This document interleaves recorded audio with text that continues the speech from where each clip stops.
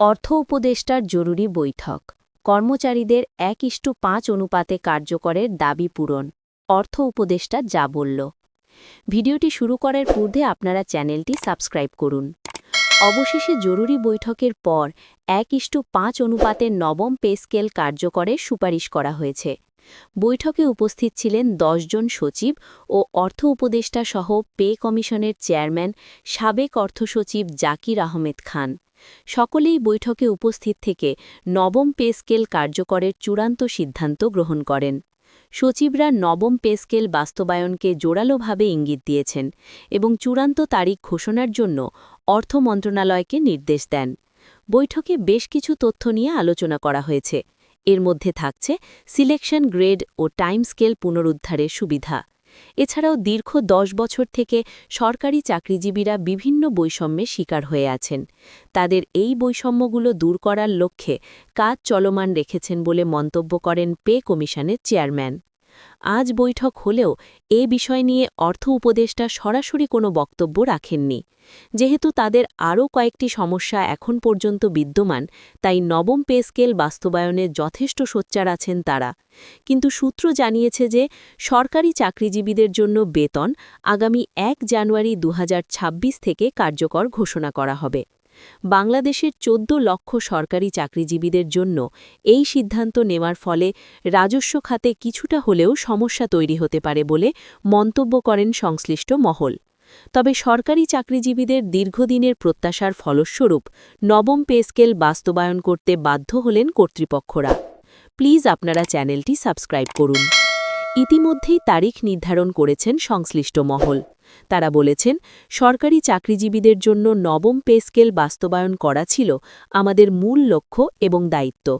অন্তর্বর্তীকালীন সরকারের গঠিত 25 সদস্যের কমিটি নবম পে স্কেল বাস্তবায়ন বিষয়টিকে খুবই ভালোভাবে পর্যালোচনা করেছেন। এছাড়াও পে কমিশনের সঙ্গেও কাজ করেছেন অর্থ উপদেষ্টা। অর্থ মন্ত্রণালয়ের কর্তৃপক্ষরা সরাসরি তত্ত্বাবধান করার মাধ্যমে সরকারি চাকরিজীবীদের দীর্ঘদিনের প্রত্যাশার অবসান ঘটল।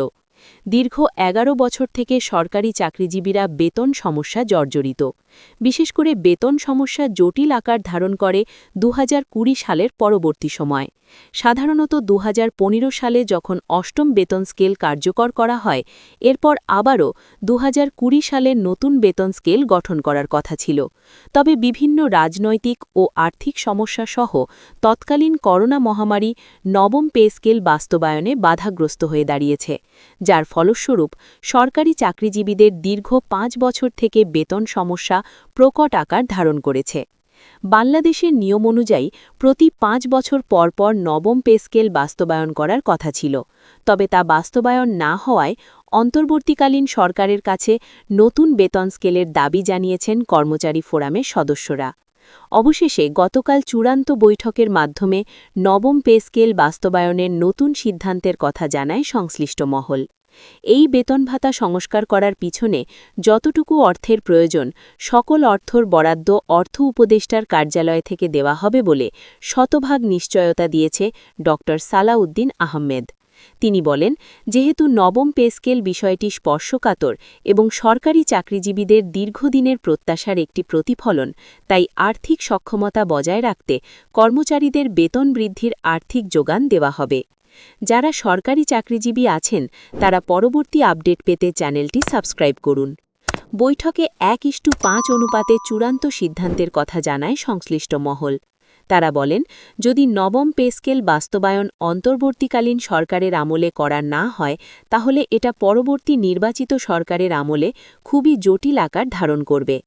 অন্তর্বর্তী সরকারের গঠিত কমিটি অন্তর্বর্তীকালীন সময়ের মধ্যে বাস্তবায়ন করার প্রতিশ্রুতি দেয়। গত 17 ডিসেম্বর বৈঠকে আরও বেশ কিছু তথ্য উপস্থাপন করেন পে কমিশন ও অর্থ উপদেষ্টা। তারা বলেন, যেভাবে হোক গ্রেড সংখ্যা পরিবর্তন করা হবে, কেননা আমরা দেখেছি 2015 সালের গ্রেড সংখ্যা ছিল 20, যার ফলস্বরূপ সরকারি কর্মচারীদের বেতন সমস্যা অত্যন্ত প্রকট আকার ধারণ করেছে এবং বৈষম্য দিন দিন বৃদ্ধি পাচ্ছিল।